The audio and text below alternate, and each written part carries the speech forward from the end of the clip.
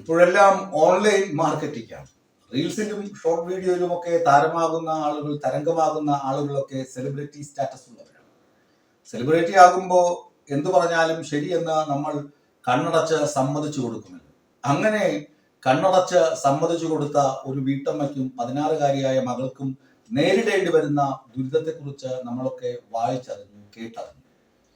മുരാരി തന്ത്രി എന്ന പേരിൽ ഒരു വ്യാജ ജ്യോത്സ്യൻ ഒരുപാട് റീലുകൾ ചെയ്തു.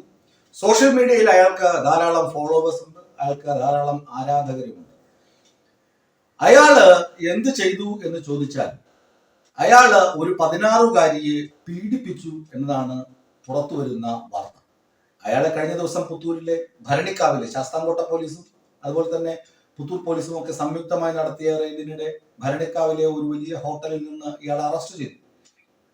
ഈ സംഭവത്തെ കുറിച്ച് നിങ്ങൾ കൃത്യമായി മനസ്സിലാക്കി. നമ്മുടെ സമൂഹത്തിൽ അന്ധവിശ്വാസം ഇങ്ങനെ പെരുകി വരുന്നു.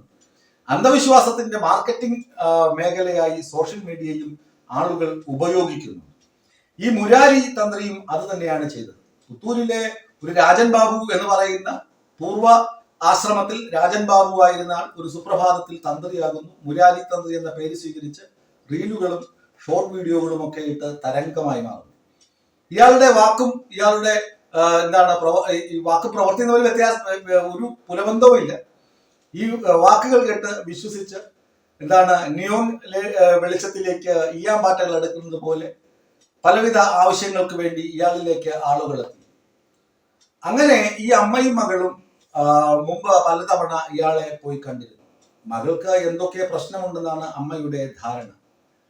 ആ അമ്മ മകളെയും കൊണ്ട് ഈ ജോത്സ്യനെ കാണാൻ വരുന്നു. ജോത്സ്യൻ ആദ്യമൊക്കെ കബഡി നിരത്തി കാര്യങ്ങളൊക്കെ പറഞ്ഞ കൂട്ടത്തിൽ പറഞ്ഞു, പെൺകുട്ടിക്ക് ബാധ പ്രവേശിച്ചിട്ടുണ്ട്, എന്തോ ഒരു ബാധയുടെ ആക്രമണം, ഈ ബാധ ഒഴിപ്പിക്കണം. നമുക്ക് ചില സിനിമകളിലൊക്കെ കണ്ടിട്ടില്ലേ, ചൂരൽ വെടി കൊണ്ടടിക്കുന്നതും ആണി തറയ്ക്കുന്നതും അങ്ങനെ ഉള്ള ഒരു ഏടാകൂടത്തിലേക്ക് ഈ കുടുംബത്തെ ഇയാൾ പിടിച്ച് ഇടുന്നു. ഈ പെൺകുട്ടിക്ക് ബാധയുണ്ടെന്നും ബാധ ഒഴിപ്പിക്കണമെന്നും ഇവരെ പറഞ്ഞ് വിശ്വസിപ്പിക്കുന്നു. പറയുന്നത് ആരാണ്?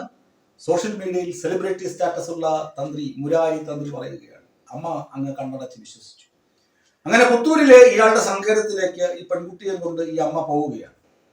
ഈ അമ്മ അവിടെ ചെന്ന് രാവിലെ 11 മണിക്ക് അവിടെ എത്തുന്നു. ഭയങ്കര തിരക്കാണ്. ഇയാളെ കാണാൻ ആളുകൾ ഇഷ്ടംപോലെ വരുന്നുണ്ട്. കാശും അത്രയും കിട്ടുന്നുണ്ടാവണം. 11 മണിക്ക് പോയ ഇവർക്ക് 2 മണിക്കാണ് ഈ തന്ത്രിയെ കാണാൻ പറ്റുന്നത്. തന്ത്രി പറഞ്ഞു, അമ്മ പുറത്തിരിക്കൂ, ഈ പെൺകുട്ടിയെ ഞാൻ ബാധ ഒഴിപ്പിക്കട്ടെ എന്ന് പറഞ്ഞ് ഈ പെൺകുട്ടിയെ കൊണ്ട് ഇയാൾ ഒരു മുറിക്കകത്തേക്ക് പോയി. 1 മണിക്കൂർ കഴിഞ്ഞു, 2 മണിക്കൂറാകാൻ പോകുന്നു. ഇതുവരെ തന്റെ മകളെ പുറത്തേക്ക് കാണാനില്ല. അമ്മയ്ക്ക് ആദ്യമായി വെപ്രാളമായി. 16 തികഞ്ഞ പെൺകുട്ടിയാണ്, എന്തും സംഭവിക്കാം. ഇയാൾ എന്താണ് ഈ ചെയ്യുന്നത് എന്നറിയാൻ അമ്മ ഈ വാതിലെ തള്ളി തുറന്ന് അകത്ത് കയറി. അപ്പോഴാണ് പെൺകുട്ടി തട്ടിയെറിഞ്ഞ് നിലവിളിച്ചു, വലിയ വായിൽ നിലവിളിച്ചുകൊണ്ട് വരുന്നത്. അമ്മ, എന്നെ ഇയാൾ നശിപ്പിക്കാൻ ശ്രമിച്ചു, എന്നെ മാനസികമായി പീഡിപ്പിച്ചു, എന്നെ ശാരീരികമായി ഉപദ്രവിച്ചു, എന്നെ ശാരീരികമായി പീഡിപ്പിക്കാൻ ശ്രമിച്ചു, എന്നെ തൊടാൻ പാടില്ലാത്ത രീതിയിൽ ഇയാൾ തൊട്ടു എന്നൊക്കെ പറഞ്ഞ് പെൺകുട്ടി നിലവിളിക്കുന്നു. പെൺകുട്ടിയുടെ നിലവിളി അമ്മയ്ക്ക് സങ്കടമായി. അമ്മയെ നിലവിളിച്ചു, ഇയാളുടെ കള്ളനാണ് എന്ന് വിളിച്ചു പറഞ്ഞു. നാട്ടുകാർ കേട്ട് ഇയാളുടെ സങ്കേതത്തിലേക്ക് നാട്ടുകാർ ഇരച്ചെത്തിയപ്പോഴേക്കും ജോത്സ്യന് മനസ്സിലായി, മുരാരി തന്ത്രി എന്ന കള്ളന് മനസ്സിലായി, ഇവിടെ നിന്ന് കഴിഞ്ഞാൽ സംഗതി പന്തിയല്ല എന്ന് പറഞ്ഞ് പുറകെ ഡോറ് തുറന്ന് അയാൾ എസ്കേപ്പായി. പിന്നെ പോലീസ് വന്നു, പരിശോധനയായി. അമ്മ പോലീസിൽ പരാതി കൊടുത്തു, പെൺകുട്ടിയുടെ മൊഴിയെടുത്തു. മുരാരി തന്ത്രിയെ കണ്ടുകിട്ടാൻ വേണ്ടി പോലീസ് ലുക്കൌട്ട് നോട്ടീസൊക്കെ പുറപ്പെടുവിക്കാൻ വേണ്ടി ഇരിക്കുമ്പോഴാണ് രഹസ്യവിവരം കിട്ടിയത്. ഭരണിക്കാവിലെ ഒരു വലിയ ഹോട്ടലിൽ ഇയാൾ ഒളിവിലാണ് എന്ന്. അവിടെ പോലീസ് പാർട്ടി ഇരച്ചെത്തി ഇയാളെ അറസ്റ്റ് ചെയ്തു.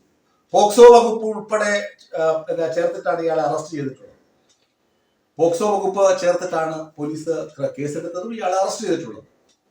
ഇയാളെ പോലുള്ള തട്ടിപ്പുകാർ ധാരാളം, ജ്യോതിഷം പറയുക അങ്ങനെയൊക്കെ നല്ല രീതിയിൽ, അതായത് കൃത്യം ശാസ്ത്രമൊക്കെ മനസ്സിലാക്കി ചെയ്യുന്ന ആളുകളുണ്ട്, ഇല്ലെന്നല്ല. പക്ഷേ സ്വന്തം ഉപജീവനത്തിന് വേണ്ടി ആളുകളെ തെറ്റിദ്ധരിപ്പിച്ച് കള്ളം പറഞ്ഞ് ഇങ്ങനെയൊക്കെ ചെയ്യുന്ന ആളുകൾ സമൂഹത്തിലുണ്ട്.